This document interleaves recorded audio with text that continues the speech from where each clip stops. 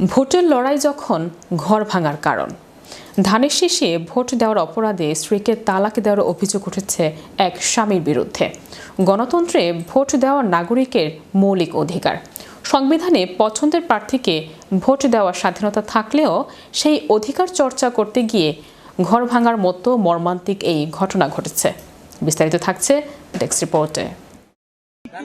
ধানের শীষে ভোট দেওয়ার কারণে স্বামী আওয়ামী করতো, এই কারণে স্ত্রীকে তালাক দিয়ে দিছে। ভোটের লড়াই যখন ঘর ভাঙার কারণ, ধানের শীষে ভোট দেওয়ার অপরাধে স্ত্রীকে তালাক দেওয়ার অভিযোগ উঠেছে এক স্বামীর বিরুদ্ধে। কালকে কইছে যে ভোট দেওয়ান লাগতো না, তা কই দেন।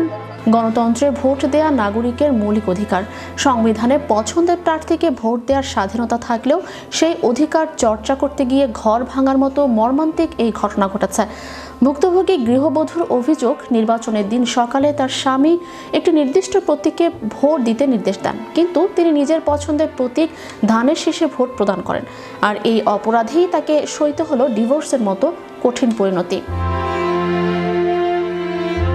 ভুক্তভোগী স্ত্রী জানান, সে আমাকে আগে থেকেই হুমকি দিচ্ছিল, বলেছিল যদি ধানের শীষে ভোট দেই তবে সে আমার সাথে সংসার করবেন না।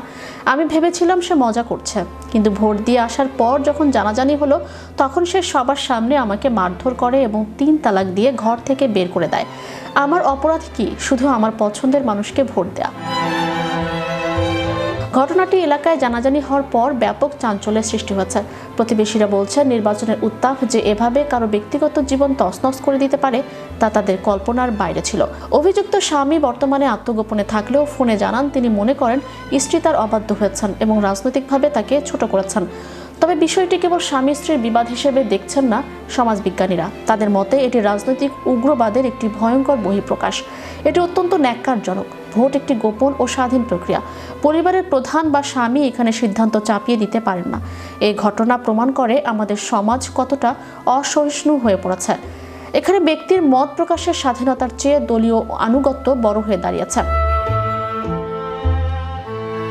রাজনীতি মানুষের কল্যাণের জন্য, বিভেদের জন্য নয়। কিন্তু যখন ভোট আর প্রতীকের লড়াই ড্রয়িং রুম পেরিয়ে বেডরুম পর্যন্ত পৌঁছায় এবং একটি সাজানো সংসার ভেঙে দেয়, তখন প্রশ্ন জাগে, আমরা আসলে কোন গণতান্ত্রিক সংস্কৃতির দিকে এগোচ্ছি? এই বিচ্ছেদ কেবল একটি পরিবারের ভাঙন নয়, বরং আমাদের গণতান্ত্রিক মূল্যবোধের চরম পরাজয়। কালকে কইছে যে ভোট দেওয়ান লাগতো না, তা কই দেন। চ্যানেল ইউরোপ, বিনোদন ডেস্ক। মানে কিরকম দে, আমি তো কোনোদিন দেখিনি।